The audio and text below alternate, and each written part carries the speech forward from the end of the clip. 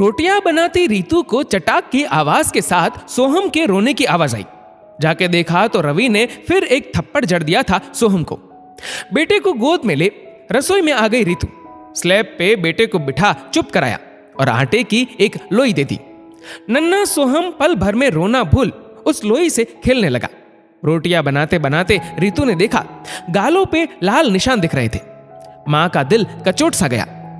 आपने आज फिर से सोहम पे हाथ उठाया? सोहम को सुला रीतू ने अपने पति रवि से पूछा। ऐसा क्या किया था सोहम ने? बहुत जिद्दी हो गया है सोहम, जिद कर रहा था, रिमोट ही नहीं दे रहा था और मारा नहीं था। मैंने बस हल्की सी चपत ही तो लगाई थी। रवि की बात सुन रीतू हैरान रह गई। वो हल्की चपत थी रवि? गाल कैसे लाल हो गए? तुम भी ना रीतू हर छोटी छोटी बात पे लड़ने लग जाती हो। अरे सोहम मेरा भी बेटा है, मैं भी उससे प्यार करता हूं और एक थप्पड़ या चपत लगने से तुम्हारा बेटा टूट नहीं जाएगा। लड़का है, इतना तो बर्दाश्त करना आना ही चाहिए। कैसी बात कर रहे हो रवि? 5 साल का बच्चा है सोहम और ये तुम्हारी आदत होती जा रही है। कहीं भी हाथ चला देते हो। उस दिन सिर पे मार दिया था। भगवान ना करे कभी गलत जगह चोट लग गई तो जीवन भर पछताना पड़ेगा। इतना कह रीतू गुस्से में सोने चली गई। रीतू और रवि का इकलौता बेटा था सोहम। दोनों बहुत प्यार भी करते अपने बेटे से, लेकिन रवि की गंदी आदत थी हाथ चला देने की। रीतू के बार बार टोकने पे भी रवि नहीं सुधरता, उल्टा रीतू से बहस करता। रीतू चिढ़ जाती और कोशिश करती जब रवि घर पे हो तब अपने साथ ही रखे सोहम को, लेकिन ये हमेशा संभव नहीं हो पाता था। रविवार के दिन शाम को कोई मैच आने वाला था और सोहम कार्टून फिल्म देख रहा था। सोहम रिमोट दो, मैच आने वाला है। बस पापा 5 मिनट और देखने दो ना, सोहम ने जिद की। नहीं, जल्दी दो रिमोट, टॉस निकल जाएगा, चिढ़ते हुए रवि ने कहा। नन्हे सोहम को अपनी कार्टून फिल्म देखने की इच्छा थी तो वो और 5 मिनट की जिद करने लगा। आदत अनुसार रवि ने एक चपत लगा दी सोहम के सिर के पीछे और हाथों से रिमोट छीन लिया। सोहम भी सुबकते हुए रिमोट दे अपने खिलौनों से खेलने लगा।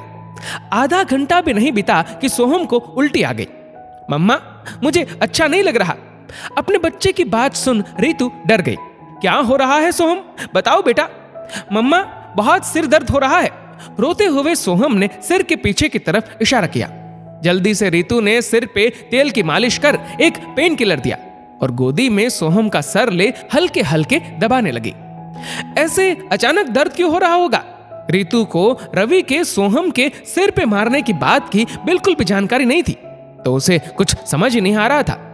जब दोबारा उल्टी हुई सोहम को तब रीतू ने घबराकर रवि को आवाज दी। देखो ना, सोहम के सर में बहुत दर्द हो रहा है और 2 बार उल्टी भी कर दी है। कह रहा है अच्छा नहीं लग रहा। चलो ना किसी डॉक्टर को दिखा दे रवि। टीवी बहुत देखता है इसलिए सर दर्द है। इतनी रात को कहां जाएंगे दिखाने? कल तक ठीक नहीं हुआ तो दिखा देंगे। इतना कह रवि वापस मैच में लग गया। एक मां का दिल बहुत घबरा रहा था। सोहम का सिर दबाते दबाते रीतू और सोहम दोनों सो गए। अगले दिन जब रीतू जगी तो देखा सोहम का आधा चेहरा सूजा हुआ था। तुरंत दोनों सोहम को ले डॉक्टर के पास गए। सारी बात सुन डॉक्टर ने पूछा, कोई चोट तो नहीं लगी बच्चे को सिर के पिछले हिस्से में? डॉक्टर की बात सुन रवि का चेहरा सफेद पड़ गया। कल उसने ही तो मार दिया था सोहम के सर पे और तभी उसे दर्द। रवि को समझते देर ना लगी कि सोहम के इस हालत का जिम्मेदार वही था।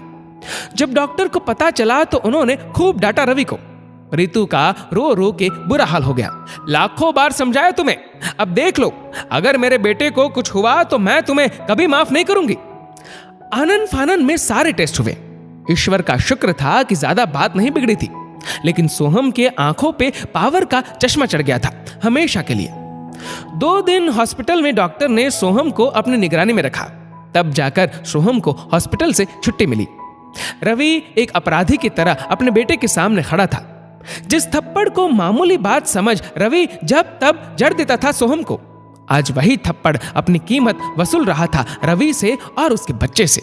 दोस्तों, इस वीडियो को लेकर आपकी क्या राय है नीचे कमेंट करके जरूर बताएगा। और अगर आपको वीडियो अच्छा लगा हो तो इसको लाइक करेगा, शेयर करेगा ज्यादा से ज्यादा लोगों तक। और ऐसे ही और भी इंस्पिरेशनल वीडियोस के लिए सब्सक्राइब करें हमारे यूट्यूब चैनल को और फेसबुक पर फॉलो करें हमारे पेज को। धन्यवाद।